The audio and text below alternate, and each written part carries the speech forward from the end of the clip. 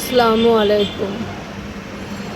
আজকে আমার বাসায় আমার ননদ সেদেরকে ইফতারির দাওয়াত দিয়েছে, সেজন্য আর কি এই ভিডিওটা করছি। ইফতার বানাচ্ছি, সবাই আসবে, তাড়াহুড়ো করতেছি। অনেক কিছু ভাজা হয়ে গেছে, একটা করে ভাজতেছি আর টেবিলে সব সাজানো হচ্ছে। এই এখন বেগুনি ভাজা হচ্ছে। আজকে ভাজা পোড়াটা কম করব, একটু বেগুনি আর পেঁয়াজু করছি, ঘুগনি করছি, জিলাপি করছি আর সব ফল। এটা খাওয়ার পরে আর কি পোলাও, মাংস, মুরগি, ডিম এইসব রান্না করছি, এগুলা খাবে। মানে ভাজা পোড়াটা এখন আর কেউ খেতে চায় না, এত ভাজা পোড়া আসলে খাওয়া যায় না। সে কারণে আর কি ভাজাটা কম, এটা খেয়ে তারপরে আর কি সবাই ভারী খাবারটা খাবে।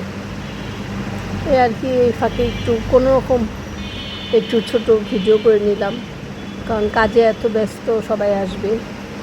আমি একটু পাকের ঘর থেকে এসে কোনো রকম একটু ভিডিও করছি। এই একান্তই পারিবারিক, মন প্রফেশনাল না তো আমরা যে প্রফেশনালভাবে ভিডিও করছি, জাস্ট মনের আনন্দে করা।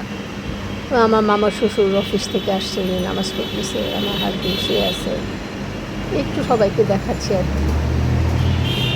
আমার ননাস চলে আসছেও, আমার খালার শাশুড়ি যে চশমাটা খুললো, এটা আমার ননাস, আমার মেয়ে।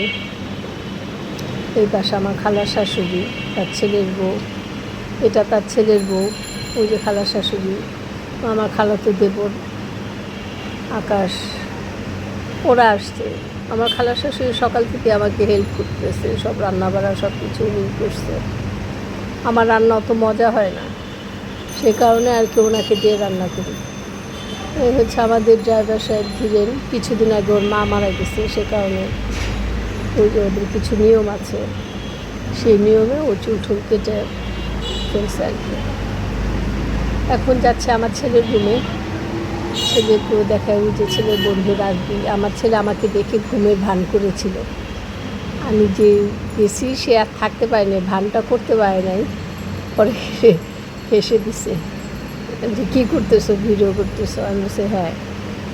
যাই হোক, ওরা আবার ভিডিও করি এটা চায় না, তাও ফাঁকে করলাম।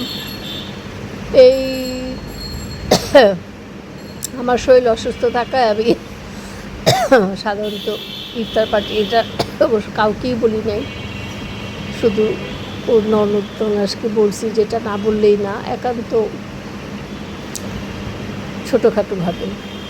এই আজানের সময় হয়ে যাচ্ছে, সবাই তাড়াহুড়ো করে দিচ্ছে। ওই যে আমার ননদ চলে আসছে অলরেডি, এটা ননদের মেয়ে, দুই মেয়ে ওরা, ওই যে বড় আর নিচে বসা ছোট আমার ননদ, এই ননদের জামাই। আমি দই পছন্দ করি তো, সে কারণে সে আমার জন্য দই নিয়ে আসছে। সবসময় আমি দই পছন্দ করি জানে, এর জন্য দই নিয়ে আসছে আমার জন্য। এক বাটি দই আলাদা আনছে, আর বাকি 3টা আনছে, ওগুলো আর কি লাচ্ছি বানাবে, তাও আবার হাতে, ব্লাইন্ডার মেশিনে না, হাতে বানাবে। এই আমার দেবর, মামাতো দেবর, খালাতো দেবর, এই যে দেবর, এই হচ্ছে আমার অফিসের ছেলে সোহেল, রাজীব। এখন ওই আমার দেবররা সবাই আর কি লাচ্ছি বানাবে, তারা সেই প্রিপারেশন চলছে। সবাই মিলেমিশেই কাজ করে আমার দেবররা, সবাই হাতে হাতে। আমার কষ্ট খুব কম হয়, ওরা আমাকে অনেক হেল্প করে, সব কিছুতে হেল্প করে। আমার ছেলে যতটা না করে, এই চেয়ে আমার দেবররা আমাকে বেশি হেল্প করে, ছেলে মেয়ে। ওই যে আমার নন্দের মেয়ে, দুই মেয়ে, সাথে ওর অ্যাসিস্ট্যান্ট যে আছে ওরা। আমার দেবররা সবাই মিলে আর কি লাচ্ছি বানাচ্ছে। আর ঠান্ডায় আমার গলাটা বসে গেছে, কথা বলতে অনেক কষ্ট হচ্ছে, মানে গলার আওয়াজটা ওরকম বের হচ্ছে না। এই আর কি ঘরোয়া সবাই এখন ইফতার করবো, ছোটোখাটো করে করছি। অত বড় সড়ো করতে পারি নাই। আমার খালা শাশুড়ি আবার ফলের জুসটা খায়, উনি ফলের জুস বানাচ্ছে ওনার জন্য, ফলের জুস খাবে। আমার ছেলে তার রুম থেকে এই যে উঠে আসলো, তার বন্ধুকে নিয়ে ডাকছি যে আসো, সবাই কাজ করতেছে, তুমি একটু আসো দেখো। কারণ এগুলা না বললে ওরা তো শিখবে না। এইগুলা সবাই মিলে কাজ করার যে একটা আনন্দ, মানুষ আসলে করতে হয়, এই যে ইফতার দেওয়া, সাজানো, এটাও একটা শেখার অনেক কিছু আছে। এই আমার দেবররা এই আর ওরা বানাচ্ছে, সবাই মিলে খাবে, ইফতারের পরে আর কি এটা খাবে চিন্তা করছে।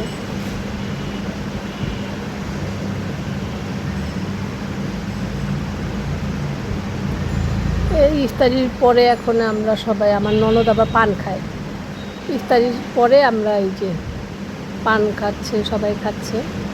এগুলো পান খেয়ে তারপর আমার ননদ বলতেছে সে মার্কেটে যাবে, একটু পারফিউম কিনবে, ওইটা দেখে এসে তারপরে আর কি খাবে।